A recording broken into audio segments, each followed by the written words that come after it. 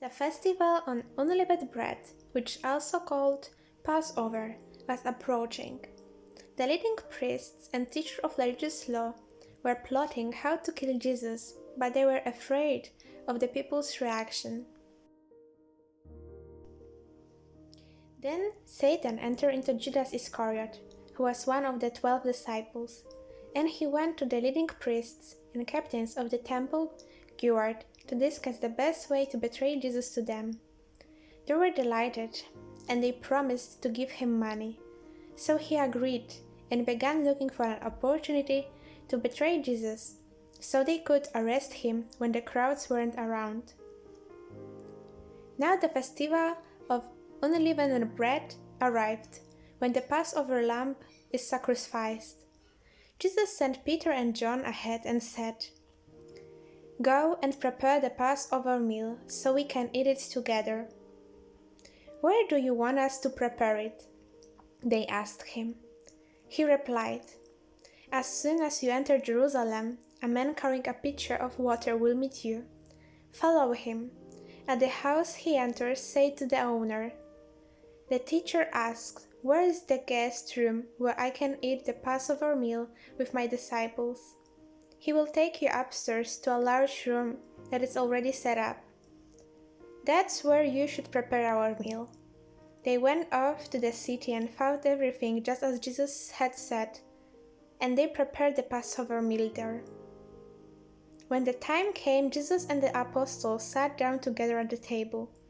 Jesus said, "I have been very eager to eat this Passover meal with you before my suffering begins. For I tell you now that I won't eat this meal again until its meaning is fulfilled in the kingdom of God." Then he took a cup of wine and gave thanks to God for it. Then he said, "Take this and share it among yourselves, for I will not drink wine again until the kingdom of God has come." He took some bread and gave thanks to God for it. Then he broke it into pieces and gave it to the disciples, saying, "This is my body, which is given for you. Do this in remembrance of me."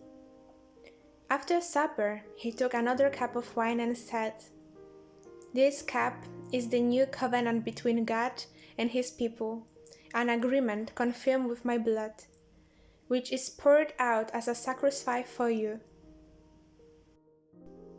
But here at this table, sitting among us as a friend, is the man who will betray me. For it has been determined that Son of Man must die. But what sorrow awaits the one who betrays him?"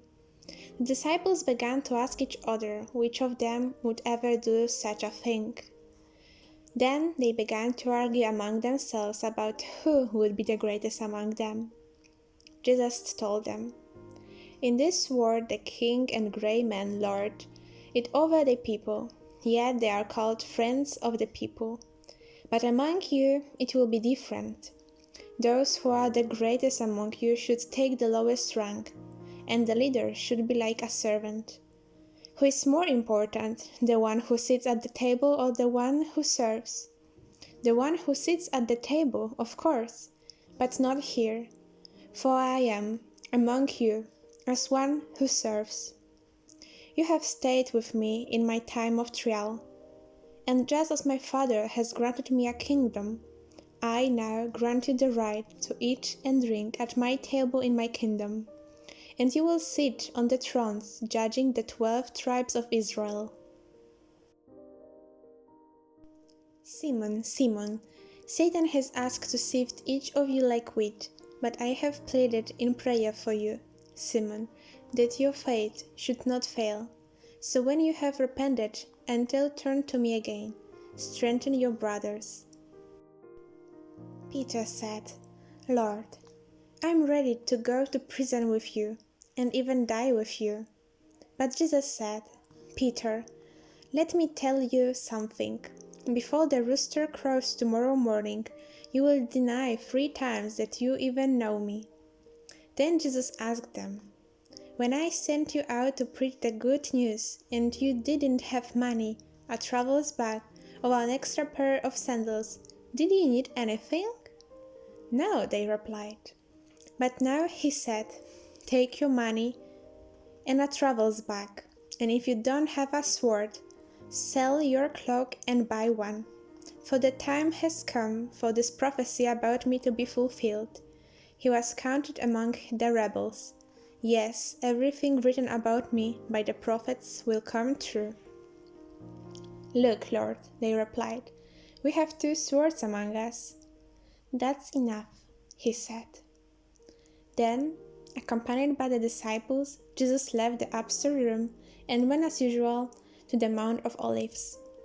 There he told them, "Pray that you will not give into temptation." He walked away about a stone's throw and knelt down and prayed, "Father, if you are willing, please take this cup of suffering away from me. Yet I want your will to be done, not mine." Then an angel from heaven appeared and strengthened him. He prayed more fervently, and he was in such agony of spirit that his sweat fell to the ground like great drops of blood. At last he stood up again and returned to the disciples, only to find them asleep, exhausted from grief. "Why are you sleeping?" he asked them. "Get up and pray, so that you will not give into temptation." But even as Jesus said this, a crowd approached, led by Judas, one of the 12 disciples. Judas walked over to Jesus to greet him with a kiss. But Jesus said, "Judas, would you betray the Son of Man with a kiss?" When the other disciples saw what was about to happen, they exclaimed, "Lord, should we fight? We brought the swords." And one of them struck at the highest priest's slave, slashing off his right ear. But Jesus said, "No more of this," and he touched the man's ear and healed him. Then Jesus spoke to the leading priests, the captains of the temple guard, and the elders who had come for him. "Am I some dangerous revolutionary," he asked, "that you come with swords and clubs to arrest me? Why didn't you arrest me in the temple? I was there every day."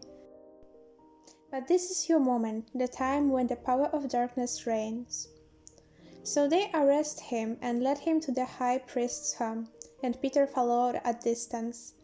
The guards lit a fire in the middle of the courtyard and sat around it, and Peter joined them there.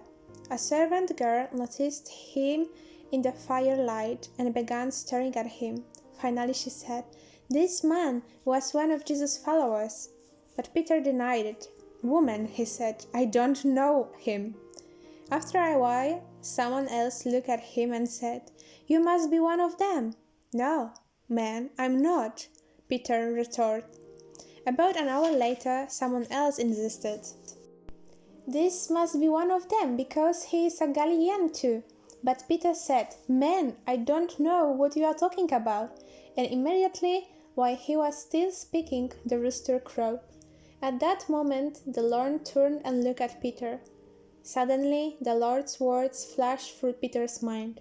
"Before the rooster crows tomorrow morning, you will deny 3 times that you even know me." And Peter left the courtyard, weeping bitterly. The guards in charge of Jesus began mocking and beating him. They blindfolded him and said, "Prophesy to us, who hit you that time?" And they hurled all sorts of terrible insults at him. At daybreak, all the elders of the people assembled, including the leading priests and the teachers of religious law. Jesus was led before this high council, and they said, "Tell us, are you the Messiah?" But he replied, "If I tell you, you won't believe me, and if I ask you a question, you won't answer. But from now on, the Son of Man will be seated in the place of power at God's right hand."